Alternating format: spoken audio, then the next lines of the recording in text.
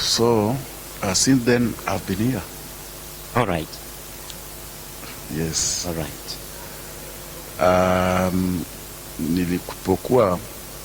Nilipojiunga na mchungaji mwenye alikuwa hapa, mchungaji senior pastor, baadaye alistaafu. Okay. After a few years alistaafu, and then nikachukua term za uongozi as a senior pastor. And then I started raising up young men and young women and kupanua mipaka ya kanisa hili, tukapanda makanisa mengine, and this church has really expanded. Amen. In that time. Hili ndio hapa ndio ni makao makuu. Hii ndio makao makuu ya makanisa ambayo nina oversee. Okay. Because kanisa letu la mwisho liko Mount Elgon, Cheptais. So you're overseeing the western region, so to say, or not over western region really. I'm overseeing Kakamega East District. Okay. Kakamega East District inaenda mpaka Mount Elgon, naenda mpaka Mautuma huko sehemu za Lugari scheme. Tunapakana tunaenda mpaka Eregi, pande wa chini, pande wa huku chini tunapakana na Eregi, then huku tunapakana na Mumias. How do you are a father of how many biological children? Ni baba watoto wangapi wa kuwazaa wewe? Watatu. Na alafu na wengi sana wa kiroho kama unavyosema Mount Elgon na what have you. Yes. How do you balance your husband life, father life, father life,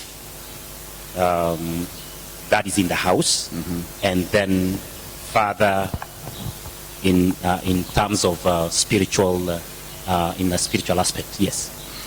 Well, in the house I have. Or let me ask, which one do you find so much demanding? Both. All of them are demanding. All of them are demanding. So I have actually to put in place a proper program so that I have to balance to make sure that I have time with my family and I have time with the church. How do your children refer to you? Bishop, and even your wife, Mama, Bishop, my hubby, or my dad. How? Like children and Mama. How? How do they refer to you? Do they call you Bishop, or do they call you Daddy? Sometimes my wife calls me sometimes Bishop, sometimes calls me friend, sometimes calls me darling. Did you just say darling? Yes, I did. Baba Skofu unaniua hapa. Mom calls you darling. Yes. I need to get those secrets. Yeah. Sometimes she calls me Odinga. Yes. Yes. So anayo majina yote. We live in a very interesting life as a family. We play, we make jokes and such a kind You of. play. Yeah, we believe in dancing. Yes, We dance in the you house. play, you. Yeah, we do. Na napata siri nyingine ambayo huko umesema. Playing the play now. You play with your children, even you with mama. Yes. Mnacheza tu like mpira or mkiruka kamba. We can dance, we can do. Umeweka mziki tu. Yes. Baba Askofu. Yes. Very good gospel music. Yes. And we dance together. Hivi una kinyasa, una track suit? Sometimes in kinyasa or in track suit. Okay. Yes. I wish I saw it. I wish I saw that picture. Daddy, has it ever occurred to you a time in any time in your ministry where you felt, I want to quit? Several times. It happens in every life of a minister. Yes. But what helps? What helps us not to quit when you feel like quitting? One, remember that it is God who called you. Two, remember the vow you made when you heard the calling of God. Wakati ambao mmoja ambao kidogo unahisi kwamba this one now kama bado nimesimama, then the call of God, the zeal is really still so heavy upon my life. Yes. Coming back na baba askofu, wakati ambapo alihisi tu kwamba hapa na tupa virago kwa moto potele ya pote, baba yetu askofu mzee John Odinga ambaye ni askofu wa makanisa ya maeneo ya wilaya ya mashariki ya Kakamega, kufika Mount Elgon na kule kote, yeye ndiye anasimamia kazi hii, na hapa ndipo anapohudumu. This is his local church. Coming back after the break. Baada ya mapumziko kwa kifupi, napenda kushukuru sana ndugu zetu ambao tunafanya nao kazi. Asante sana brother Silas Isenje kwa kufanya uhariri na kupiga picha vizuri. Tuko katika kanisa la Full Gospel hapa Kakamega na tumekuwa katika ibada, na sasa hivi tuko katika kitengo cha The Person in Focus. Leo hii tunamwangazia baba askofu mzee John Odinga ambaye ndiye mwangalizi wa kazi ya Mungu katika maeneo haya ya Kakamega, na hapa ndipo anapohudumu kama kanisa lake la nyumbani. Na tulikuwa tumefika pale ambapo nilimuuliza baba askofu, je, kulifikia wakati ambapo alihisi kwamba anataka kutupa virago kwa moto, atupe buti zake, atupe taulo yake, atupe kila kitu ambacho kinahusu huduma, na aseme potele ya pote, kwani iko nini? Kama Elijah alivyomwambia Mungu, mimi nimechoka, hata kama nikuniua niue, mimi niende Bwana, achana na maisha yangu. Iwe ni kama Petero wakati mmoja alisema kwamba tumekufuata sana, sisi hatujafaidi kitu. Iweje? Yes, imewahi kufika wakati wakasema ndio, na kwamba ni katika lazima imfike mhuduma, lazima imfikie yeyote ambaye ameitwa na Mungu. There are those moments where you feel like you want to throw in the towel. So I'm asking baba askofu kwamba wakati ambapo unakumbuka mwafaka, na ni dhahiri sana kwamba this time round no, kama bado nimesimama basi ni Mungu. What is that one time? Which one is that one time where you like and you can single out a few events or the surrounding circumstances around that will push you to that corner? Especially wakati ambapo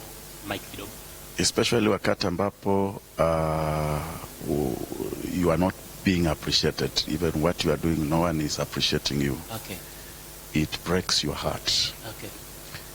And also when things seem not to work, you try this way, you try the other way, they are not working, you feel like quitting. What goes on in your mind? What goes on in your mind, in one's mind, when such is happening? Unafikiria kama you kind of begin to doubt the call of God upon your life or something, or just I want to have the feeling. I want to get the feeling. Sometimes when I see ya kwamba where is God when these things is happening? It's like the Gideon. Wakati Mungu alimuita Gideon akasema, Mungu kwani umekuwa wapi? Where have you been for all this while? Yes. So there come a time, such a time in life when you feel like things have been happening, you are being despised, you are not being appreciated, things are not working out, you are struggling, and especially in the area of finances. Okay. You are serving the Lord, and like your life is not really reflecting. Maybe you cannot put enough on the table for your family. So such a kind of things. And so how do you go about it? How have you been going about it? Especially what you just talked about, because many servants of God are going through some sort of, some hard stuff in life. especially the area you've just mentioned. There's nothing to, even the wife can question, your wife can question, and even your children can question, like, Dad, you are waking up every day and you are professing the faith, but we can't see that faith bringing anything on. I mean, niko hapa, shule siendi, nimefukuzwa. So, I mean, how would you behave in such? When you remember that it is God who called you, and the one who called you will provide for you. Yeah. Okay. And then when you remember the vow you made, when you are answering God's calling in your life, that I will serve you in season and out of season, I will serve you. It keeps you going. Okay. Thank you so much. Katika ndoa umekaa muda gani baba? Hii ni mwaka wa 30. 30 years in marriage. Yes. Mama mai kwenda nyumbani? Ametumwa nyumbani kwamba nenda, alafu akarudi na jogoo.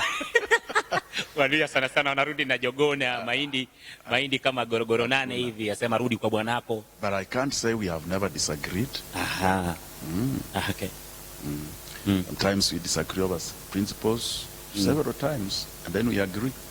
Okay. You disagree, and we agree, and then you agree, and then we continue. And then you continue. Yes. How would you call? Many say that marriage ni ya kuvumiliana. How would you look at it? Marriage ni ya kuvumiliana. Ndoa ni ya kuvumiliana.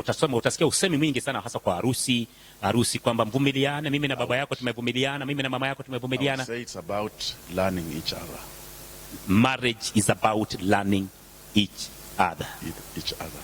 Because a big book, she's a big book, so she needs to turn my pages, I need to turn her pages as well. I love it. You are a big book. Your wife is a big book. Yes. So you turn pages every time, every minute, every hour, every day. That is how we learn each other. Sababu kwa ule ukurasa mwingine hukujua ni kipi kilichoko. Ulisoma kufikia hapa, kesho yako unafunua ukurasa mwingine. Yeah. What an experience. What a great statement. My goodness. Dakika zinakatika baba Skofu. I know we'll get some good time again. Okay.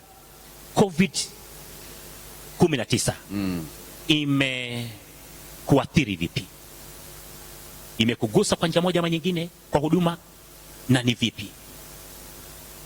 Well, COVID-19 has affected every minister, because in one, it affects finances, but God opens other ways to provide. But it affects mostly the fellowship. Okay, the fellowship, yes. Because church is not about actually finances, it's about the fellowship, because we are supposed to meet and have fellowship. Yes.